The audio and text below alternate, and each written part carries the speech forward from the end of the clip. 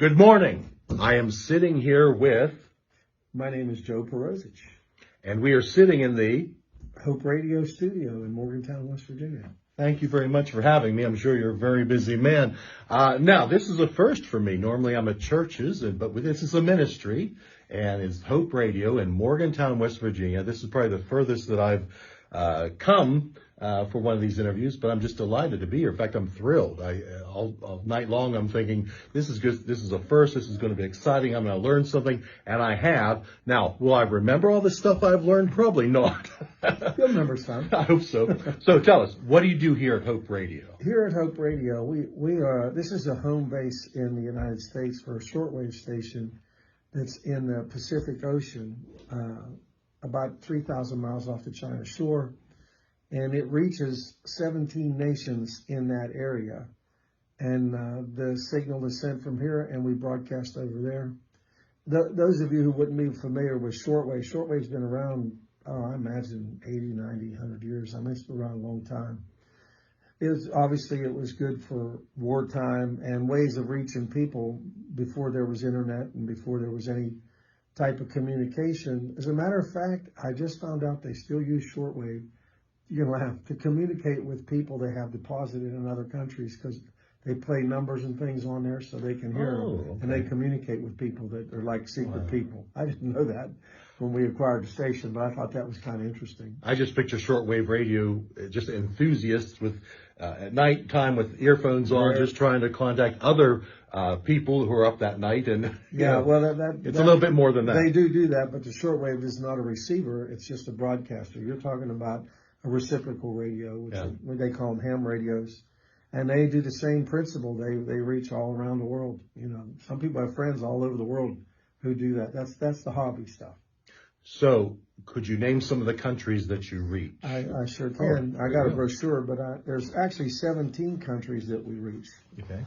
So that would be 17 countries in Asia: China, the Philippines, Laos, Thailand, Bangladesh, Mongolia, Japan, Vietnam, Cambodia, Burma, Nepal, North Korea, South Korea.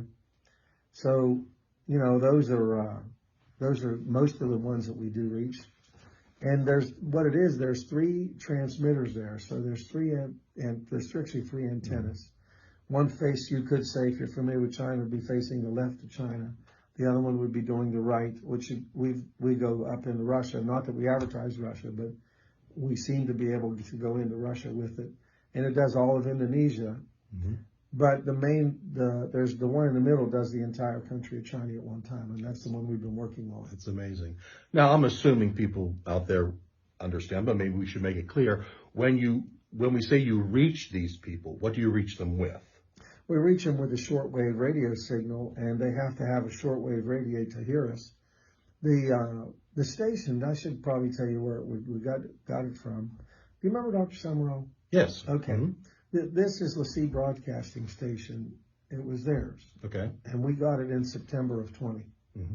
But that's who was in the shortwave business. Dr. Summerall had 3 shortwave stations, one in South Carolina, one here, and he had one up in New England, I believe, for a while.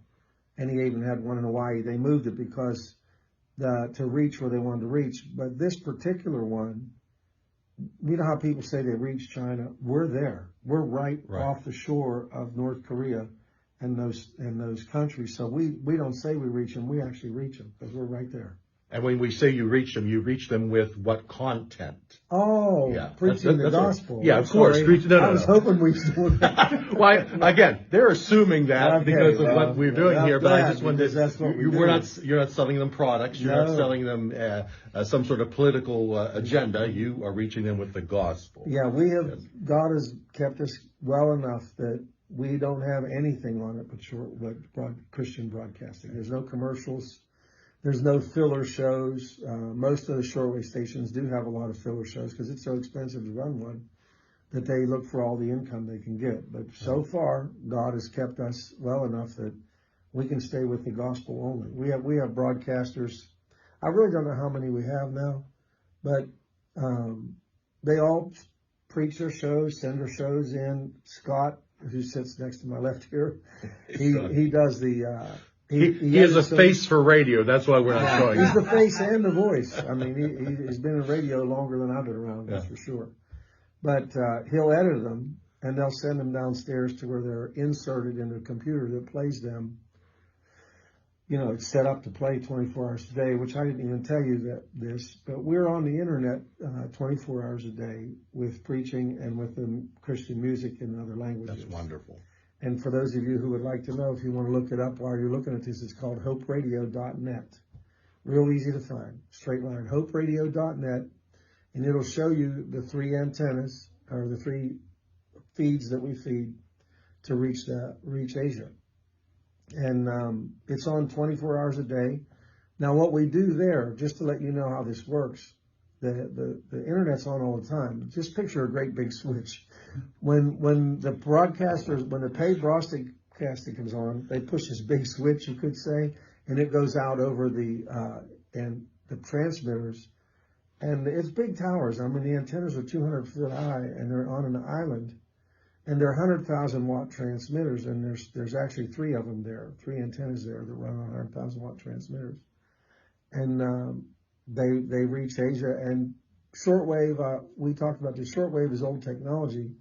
But in those places, there's a lot of rural communities like India and China have a lot of rural communities where they just don't have internet. Last time I checked, it was last year, 48% of the world does not have internet. So believe it or not, just because America didn't need the shortwave radio, there are people around the world that rely on shortwave radio. And also some in South America. We don't broadcast down there, but those are the places that need shortwave. And the government still communicates with some of those populations with shortwave themselves. So it's obsolete here. It really was never here for us to listen to. But if you're in Christianity, you will understand this. We're preaching in a lot of nations that have a lot of persecution. Well, if they get on the internet, obviously they're traced and they know who they are that's listening. And we have that same problem in our country. That's why they have what they call VPNs that give you different addresses so people can listen. But shortwave's a radio, and they can't trace them. You know, nobody knows you've listened to the gospel, but you've got to hear it because of this style. The kingdom of God is made up of things old and new, right? I feel like we're using old technology, it's mixed with brand new technology, and we're using both ends of the spectrum to do something that can reach a large part of the world. The gospel message is neither new or old, it just is. It is. It's not to change, and it just always is. Now, being that you're broadcasting and people are hearing you in countries that with governments not agreeable to what the gospel message is, do you have much feedback that the people are receiving what you're sending out? We always get some letters, but in the most persecuted countries, you wouldn't want to send a letter out to Hope Radio. So with them, then this is really a ministry of faith. You're stepping on faith, which we all do, because none of us will know that we've been good and faithful servants until we actually go to heaven when we're on the other side. But being that a lot of it's faith, but the letters you do get, they're all positive. Yeah, they give us positive letters, and they mostly give us feedback letters that say how they receive us, which, believe it or not, as Scott told me when we started this, I said, we don't have to worry about those. He goes, no, you need all of those to know how your signal is being received. True. So they're actually an audience that tells you if you're effective or not. Mm-hmm. So they're great to have. But do you ever get letters in other languages? They translate the best they can.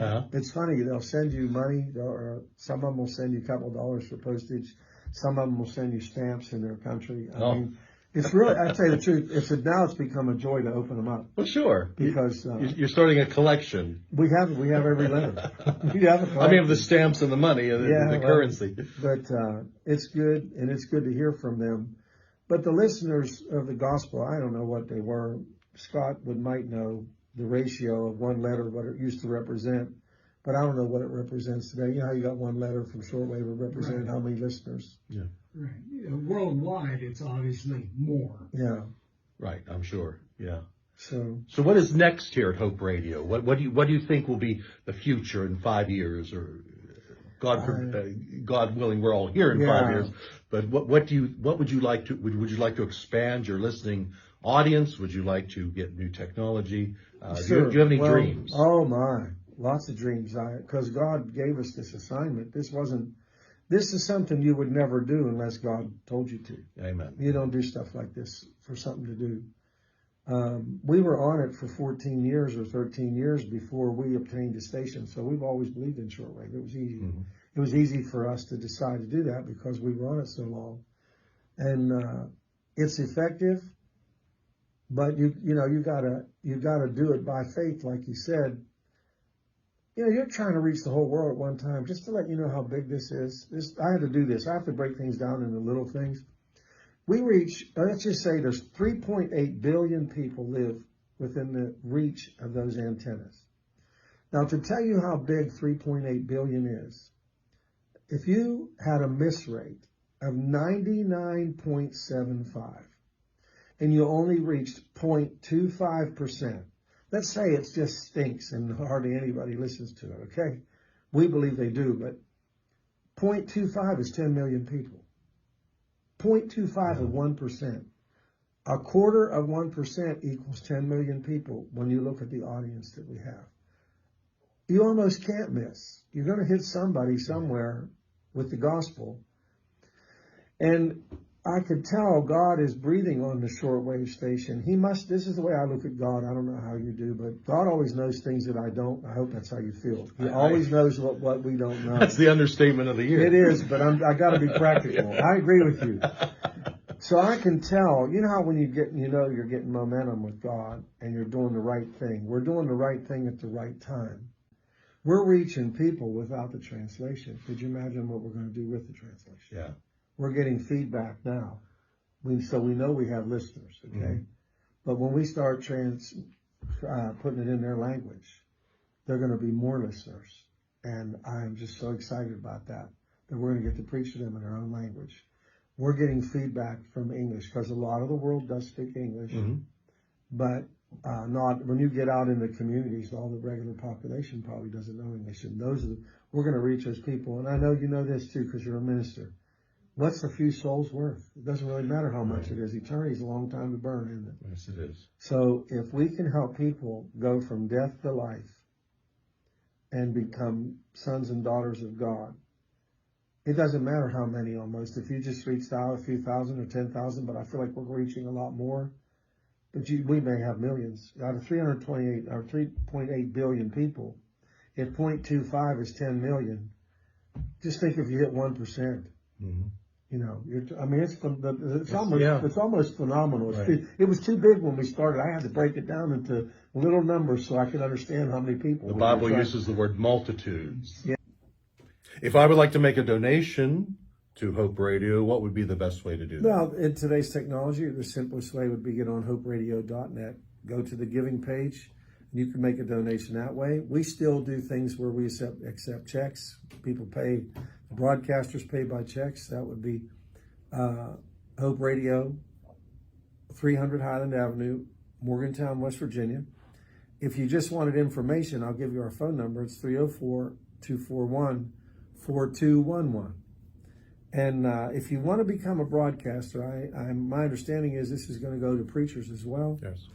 And let's face it, if you get to touch another part of the world with technology, things are possible now that were never possible. I thought, everything fit in a box, and I've been stretched out of the box, and I realized that you can use all the technology, that you just can't compromise the message, So we're using everything we can get our hands on to preach the gospel, and this is one of our tools. So if you want to talk about how many people we reach and what goes on, go ahead and call the number. Or we'll even mail you a brochure if you want one, but there's going to be a brochure on the website. And I'm going to give you the one that it's Hope Radio. If you want the broadcaster one, hoperadio.net/contact. I suggest you look at both websites, hoperadio.net/contact and hoperadio.net, because one of them is you could say it's a customer page, like a listener page, and the other one is a broadcaster page. But you need to see the countries we reach. You need to look at the website so you see what you're looking at, so you know what you're doing if you decide to do it. Mm-hmm. And if you have any questions, just please call or contact us. You can ask for me, Adam, and Scott. And those are the people that handle the questions, and they'll refer you to from the office from there. Well, as we come to the end of the interview, I just want to say I'm very impressed. Thank you for the tour. I'm going to be praying and making sure that you're in my prayers, that you reach more and more souls for the Lord. And I thank you for your time. My privilege to talk to you. Absolutely. Thank you so much. I really did enjoy this. And until next time, God bless.